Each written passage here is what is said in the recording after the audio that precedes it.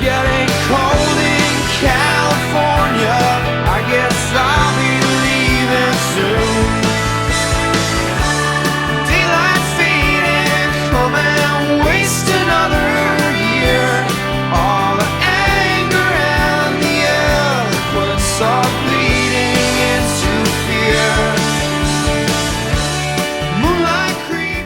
Hey, this is Ari Koinuma, and today we are going to analyze Counting Crows' Daylight Fading to see what pieces of songwriting wisdom we can find in there. First of all, I will play a bit of the verse chord progression there. Follow me along. I know I can't quite sing his part, so.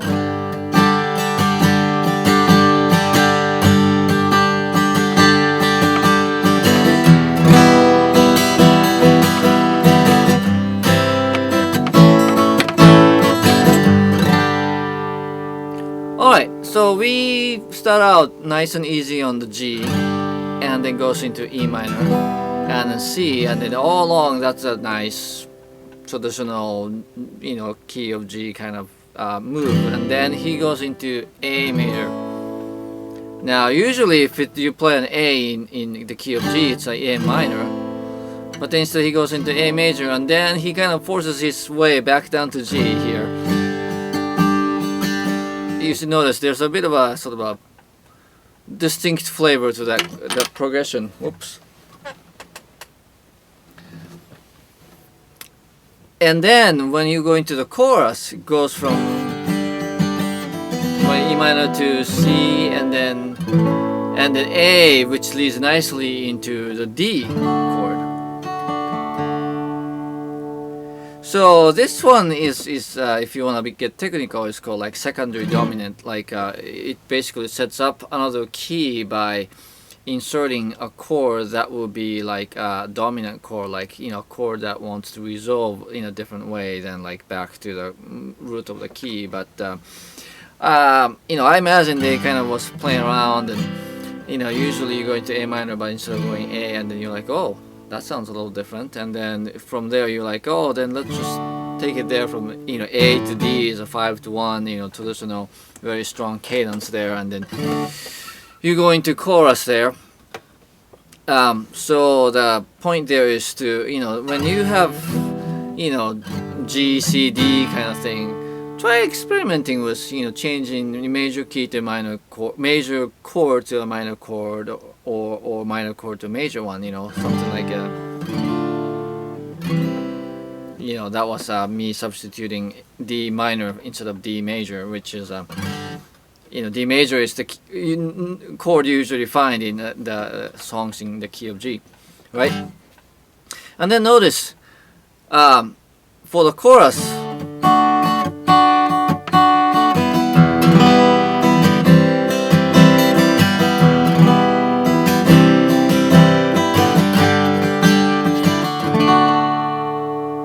so the verse started out in G, but then the chorus really got set up nicely by the A, and then now it lives in the sort of the key of D, really. This is where the home of that chorus progression is. But notice also that he spends a lot of time emphasizing the E minor.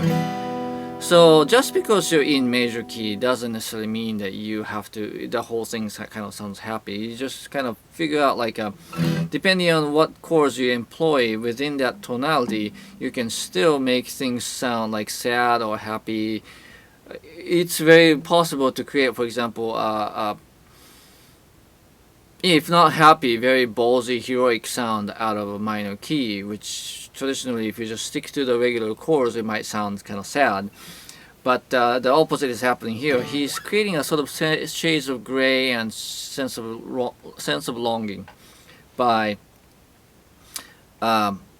spending a lot of time in the minor chord during the chorus, and then that creates a nice contrast between the verse, which is happy and traditional sounding for the most part, until you get to the A, and then the chorus, which is in a different key, and then but still lives in kind of a minor tonality, and those parts sort of going back and forth between them what really create a nice sense of sort of a question and answer kind of structure. Alright, Now I'm gonna play for you just a little bit from like opening phrase of each of the verses. So the first verse goes something like this.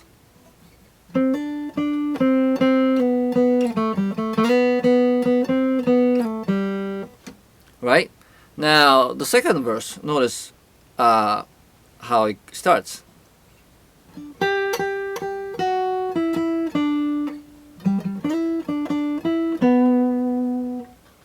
So the singer Adam, he just completely changes the melody from the first to the second verse, and that's part of the charm of their songwriting, is that he has such a free form, sort of an improvisational style, almost a bit of an R&B influence. And chorus, you want to sort of limit variations. You could change it a little bit, and in fact I am a fan of having variations in the chorus as well.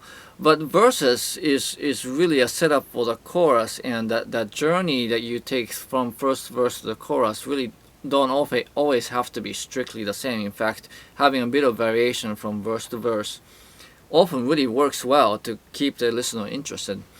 So in this case, obviously they have the same grooves, they have the same chords, but then the melody, boom, like he goes completely somewhere else. And then starting from a lower melody and then going to a higher melody in the second verse, again sort of creates a sense of heightened energy, which helps keep the listener engaged. So that's another thing to consider, is to start out kind of nice and low and easy in the first verse, and then just kick in with a different melody, a little higher register in the second verse, and that's a really effective songwriting technique.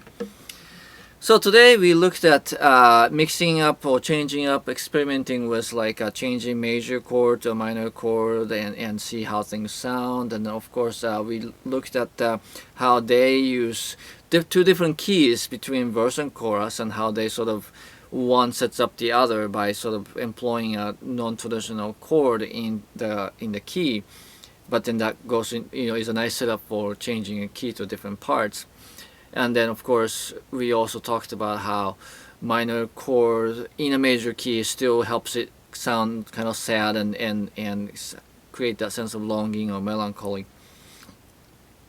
And then finally creating a different variation and drama by changing up the verse melodies. And these are all ideas that we can keep in our mind as we try to write our own songs.